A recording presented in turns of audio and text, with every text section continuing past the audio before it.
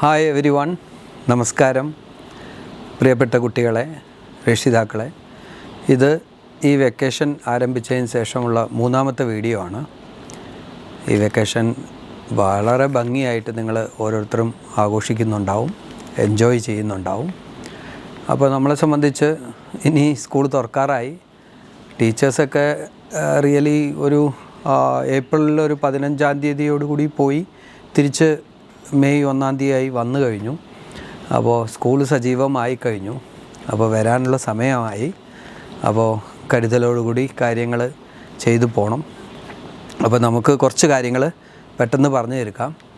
അപ്പോൾ നേരത്തെ 2-3 കാര്യങ്ങൾ രണ്ട് വീഡിയോയിലും പറഞ്ഞ കാര്യങ്ങൾ വീണ്ടും ആവർത്തിക്കുന്നില്ല, ജസ്റ്റ് ഒന്ന് പറഞ്ഞു പോവാം. മൊബൈൽ യൂസേജുമായി ബന്ധപ്പെട്ടിട്ടാണ് ഏറ്റവും വലിയ വില്ലനായിട്ട് നിൽക്കുന്നത് നമ്മുടെ മുമ്പിൽ മൊബൈലാണ്. പക്ഷേ ആ മൊബൈൽ തീർച്ചയായിട്ടും നല്ല രീതിയിൽ നമുക്ക് യൂസ് ചെയ്യാനും പറ്റും, അതും ഞാൻ പറഞ്ഞിരുന്നു. അപ്പോൾ വളരെ ഭംഗിയായിട്ട് നിങ്ങൾ യൂസ് ചെയ്യുന്നുണ്ടാവും എന്നാണ് ഞാൻ വിചാരിക്കുന്നത്. അപ്പോൾ വേൾഡ് ഹെൽത്ത് ഓർഗനൈസേഷൻ എല്ലാം പറയുന്നത് 1 മണിക്കൂറാണ് ഒരു കുട്ടി മൊബൈൽ യൂസ് ചെയ്താൽ മതി. നമുക്ക് മൊബൈൽ വേണ്ട എന്ന് വെക്കാൻ കഴിയില്ല. ഈ കാലഘട്ടത്തിൽ മൊബൈൽ യൂസേജിനെ റെഗുലേറ്റ് ചെയ്യാനേ പറ്റൂ. അപ്പോൾ കൃത്യമായിട്ട് നമ്മൾ അതിനെ യൂസ് ചെയ്യണം, പ്രൊഡക്റ്റീവായിട്ട് മൊബൈലിനെ യൂസ് ചെയ്യുക എന്നുള്ളതാണ് കഴിഞ്ഞ വീഡിയോയിൽ ഞാൻ പറഞ്ഞത്. അപ്പോൾ പേരൻസ് അത് ശ്രദ്ധിക്കുന്നുണ്ടാവും. അതുപോലെ തന്നെ കുട്ടികൾ വളരെ ആ വീഡിയോ ഒക്കെ കേട്ടിട്ട് അതിനനുസരിച്ച് ചെയ്യുന്നുണ്ടാവും എന്നാണ് ഞാൻ വിചാരിക്കുന്നത്. അപ്പോൾ നമുക്ക് അതിനോടൊപ്പം പറഞ്ഞു, ഡെയിലി റൂട്ടീനുമായി ബന്ധപ്പെട്ട് നിങ്ങൾ ഏത് രീതിയിൽ വേണം സ്കൂളിലേക്ക് വരേണ്ട കുട്ടികളാണ്. അപ്പോൾ എണീക്കുന്നതായാലും കിടക്കുന്നതായാലും പോരാത്ത നമ്മുടെ ഭക്ഷണം കഴിക്കുന്നതും ഈ കാര്യങ്ങളെല്ലാം നിങ്ങളൊന്ന് നോട്ട് ചെയ്യണം കൃത്യമായിട്ട്. പ്രത്യേകിച്ച് നമ്മൾ പറഞ്ഞു മൊബൈൽ യൂസേജിൻ്റെ സമയം നോട്ട് ചെയ്യണമെന്നും, കൂടാതെ രാവിലെ എണീക്കുന്നതും രാത്രി കിടക്കുന്ന സമയം ഒക്കെ നോട്ട് ചെയ്യാൻ പറഞ്ഞിരുന്നു.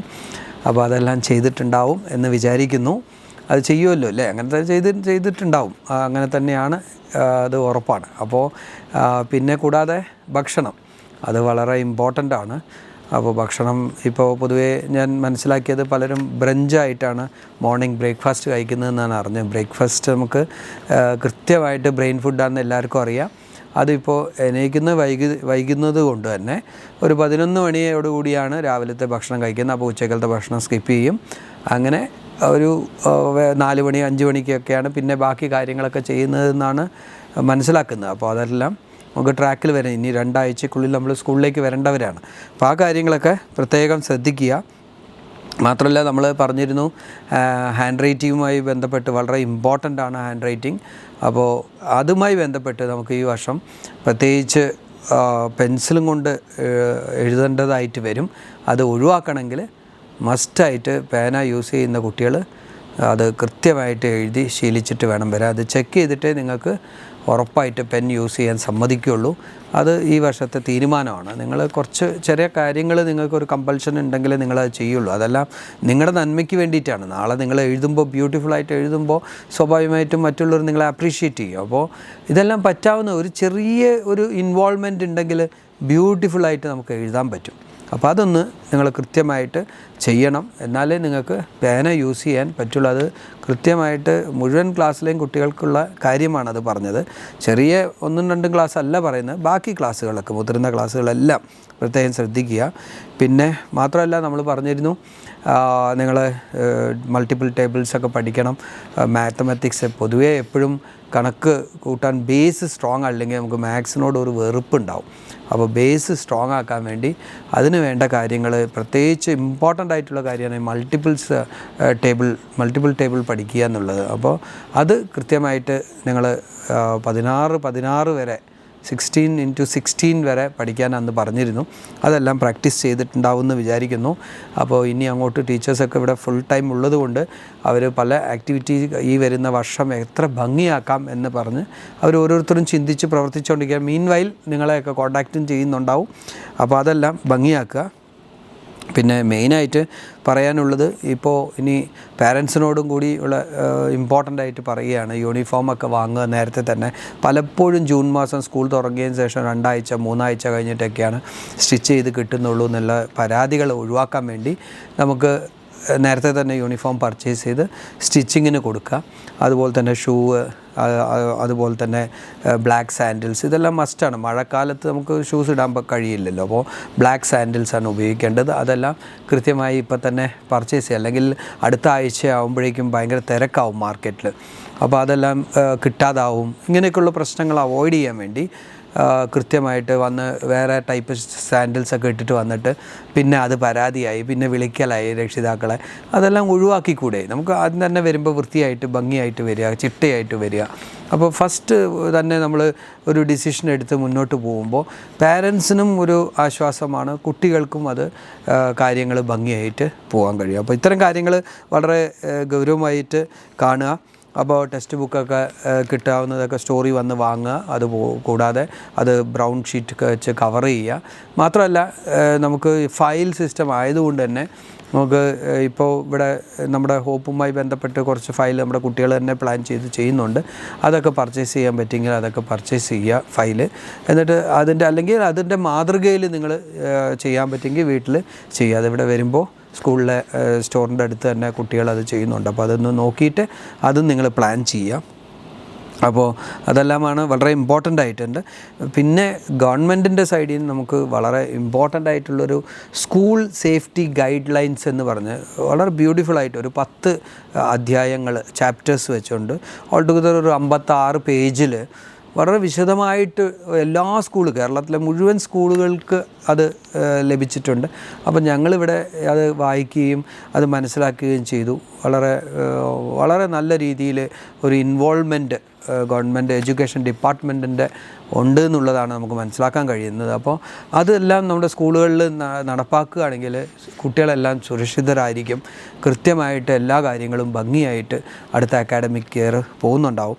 അതിൽ നമുക്ക് വളരെ ഇമ്പോർട്ടൻ്റ് ആയിട്ട് വീട്ടിലിരിക്കുമ്പോൾ ശ്രദ്ധിക്കേണ്ടതായിട്ടുള്ള കാര്യങ്ങൾ, അതിലൊരു ചാപ്റ്ററിൽ പറയുന്നത് നമുക്ക് പെറ്റ് വാക്സിനേഷനുമായി ബന്ധപ്പെട്ടിട്ടാണ്. അത് നമുക്കറിയാം, ഇന്ന് സ്ട്രേ ഡോഗ്സും അതുപോലെ തന്നെ പെറ്റ് ഡോഗ്സ്, അനിമൽസ്, നമുക്ക് കാറ്റ്, ഇതെല്ലാം നമ്മുടെ വീടുകളിൽ കുട്ടികൾക്കും എല്ലാവർക്കും ഇഷ്ടമുള്ള കാര്യമാണ്. അപ്പോൾ ഇത് നമ്മൾ ഇതിനെ വളർത്താൻ മാത്രമല്ല, അതിനെ എങ്ങനെ നമുക്ക് പരിപാലനം വളരെ ഇമ്പോർട്ടൻ്റ് ആണ്. അതിന് വേണ്ട ഫുഡ് മാത്രമല്ല, അതിന് വേണ്ട വാക്സിനേഷൻ സമയബന്ധിതമായി എടുക്കുക എന്നതൊക്കെ വളരെ ഇമ്പോർട്ടൻ്റ് ആണ്.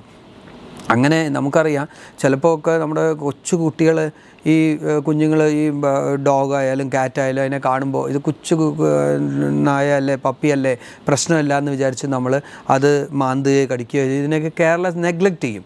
ഇതെല്ലാം ഭയങ്കര ഡേഞ്ചറാണ്. ഇപ്പോൾ പൂച്ച മാന്തിയായാലും ശരി, പട്ടി ചെറുതായി മാന്തിയാലും കടിച്ചാലും ഇതെല്ലാം വളരെ സൂക്ഷിക്കേണ്ടതാണ്. നമ്മൾ അപ്പം തന്നെ ആൻറ്റി റാബീസ് അതിന് പോലുള്ള ഇഞ്ചക്ഷൻ എടുക്കുക, ആശുപത്രിയിൽ എത്തണം. അത് ഇമ്പോർട്ടൻ്റ് ആണ്. അപ്പോൾ ഇത് നമ്മൾ കുട്ടികൾ പറയില്ല. അപ്പോൾ നമ്മൾ തീർച്ചയായിട്ടും കുട്ടികൾ കേൾക്കാനും കൂടിയാണ് ഞാൻ പറയുന്നത്. ഏതെങ്കിലും തരത്തിൽ നമ്മുടെ വീട്ടിൽ 1 മാസമല്ലേ ആയിട്ടുള്ളൂ, ഈ പപ്പിയല്ലേ, അങ്ങനെ വിചാരിക്കരുത്, ഡേഞ്ചറാണ്.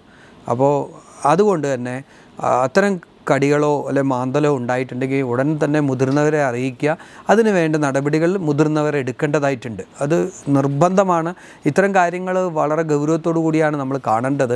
നമ്മളിതൊക്കെ കേട്ട് ഇത് എനിക്കറിയാം എന്ന് പറഞ്ഞ് വിടാറുണ്ട്. പക്ഷേ നമ്മുടെ വീട്ടിലൊരു അപകടം ഉണ്ടായതിന് ശേഷം നമ്മൾ വിഷമിക്കുന്നതിൽ കാര്യമില്ല. അപ്പോൾ ഇത് കേരളത്തിൽ പല ഇൻസിഡൻസ്, ഇപ്പോൾ പാമ്പിൻ്റെ കാര്യത്തിലായാലും ഒത്തിരി ഇൻസിഡൻസ് നമ്മുടെ ശ്രദ്ധയിൽ വരുന്നുണ്ട്. അപ്പോൾ നമ്മൾ ഓരോരുത്തരും വളരെ കെയർഫുള്ളായിട്ട് ഡീൽ ചെയ്യേണ്ട ഒരു സമയമാണ്. സ്നേക്കിൻ്റെ സംബന്ധിച്ച് ഇപ്പോൾ ധാരാളമായി പാമ്പ് കടിയേറ്റ കുട്ടികളുടെ അവസ്ഥകൾ അങ്ങനെ പലതും നമ്മുടെ പത്രമാധ്യമങ്ങളിലൂടെ നമ്മൾ കണ്ടുകൊണ്ടിരിക്കുകയാണ്. അപ്പോൾ കുട്ടികൾ കളിക്കുന്ന സ്ഥലത്തായാലും ഒക്കെ വളരെ അധികം ശ്രദ്ധിക്കണം. ഇപ്പോൾ പന്ത് കളിക്കുന്നവിടെ പന്ത് പോയി ഒരു പുല്ലിൻ്റെ ഇടയിലോ എവിടെയെങ്കിലും വീണ് ഈ കുട്ടി എടുക്കാൻ പോകുമ്പോഴായിരിക്കും ഈ പാമ്പ് ചെറുതായിട്ട് അതിനെ കടിക്കുക. കുട്ടികൾക്ക് അറിയില്ലത്.